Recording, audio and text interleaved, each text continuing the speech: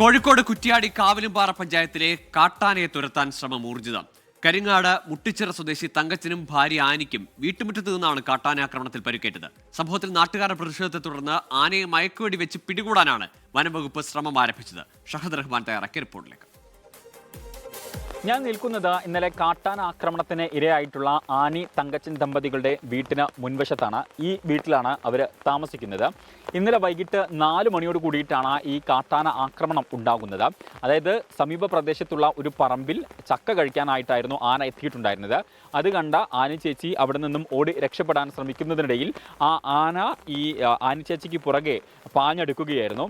ആ ഘട്ടത്തിൽ ആനി ചേച്ചിയെ ഉപദ്രവിക്കാൻ ആന വരുന്നു എന്ന് കണ്ടപ്പോഴാണ് തങ്കച്ചേട്ടൻ മറ്റൊരു സ്ഥലത്ത് നിന്ന് ഓടി വരികയും ആനി ചേച്ചിയെ രക്ഷപ്പെടുത്താനുള്ള ഒരു ശ്രമം നടത്തുകയും ചെയ്തിട്ടുണ്ടായിരുന്നത്. ആന എന്നെ ഓടിച്ച് ഞാൻ പോയി മരത്തിനെല്ലാം ചുറ്റി ഓടി. ഞാൻ വീണു.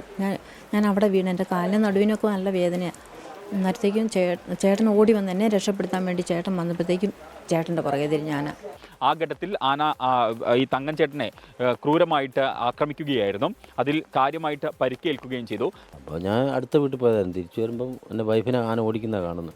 അപ്പോൾ അവളെ രക്ഷിക്കാൻ ശ്രമിച്ചപ്പോൾ ആന എന്നെ നേരെ തിരിഞ്ഞു. അപ്പോൾ ഞാൻ ഓടി വീണു. പിന്നെ ഞാനും ആന കുറച്ചു നേരം കുസ്തി പിടിച്ചു. അങ്ങനെ പരിക്ക് പറ്റി ആന തിരിച്ചു ഓടിപ്പോയി. സുഹൃത്തുണ്ടായിരുന്നു എൻ്റെ കൂടെ. അപ്പോൾ ഞങ്ങൾ ബഹളം വെച്ചാലും പോയി. സംഭവവുമായി ബന്ധപ്പെട്ട് പ്രദേശത്ത് ഇന്നലെ വലിയ രീതിയിലുള്ള പ്രതിഷേധമായിരുന്നു ഉണ്ടായിരുന്നത്. ഏറെ വൈകിയും അതായത് രാത്രി ഏറെ വൈകിയും വലിയ രീതിയിലുള്ള പ്രതിഷേധം ഈ മേഖലയിലുണ്ടായിരുന്നു. ഏറ്റവും ഒടുവിൽ ആനയെ പിടികൂടി അല്ലെങ്കിൽ ആനയ്ക്ക് മയക്കുവെടി വെക്കാം എന്ന് ഫോറസ്റ്റ് ഉദ്യോഗസ്ഥരും അതുപോലെ തന്നെ പഞ്ചായത്ത് അധികൃതരും ഉറപ്പ് നൽകിയതിൻ്റെ അടിസ്ഥാനത്തിലാണ് ഇവിടെ പ്രതിഷേധം അവസാനിച്ചിട്ടുണ്ടായിരുന്നത്. എന്തായാലും നിലവിൽ ഇപ്പോൾ ആനയെ തുരത്താനുള്ള നടപടിക്രമങ്ങൾ നടന്നുകൊണ്ടിരിക്കുകയാണ്. പഞ്ചായത്ത് അധികൃതരൊക്കെ ഇവിടെ വരികയും ഈ കുടുംബത്തെ വന്ന് സന്ദർശിക്കുകയും ചെയ്തിട്ടുണ്ട്. അവർക്ക് വേണ്ട ചികിത്സയും ഫോറസ്റ്റിൻ്റെ ഭാഗത്തു നിന്നും അതുപോലെ തന്നെ പഞ്ചായത്തിൻ്റെ ഭാഗത്തു നിന്നുമൊക്കെ ഉറപ്പുവരുത്തുകയും ചെയ്യുന്നുണ്ട്. എന്തായാലും വന്യമൃഗശല്യം അതിരൂക്ഷമായിട്ടുള്ള ഒരു പ്രദേശമാണ്.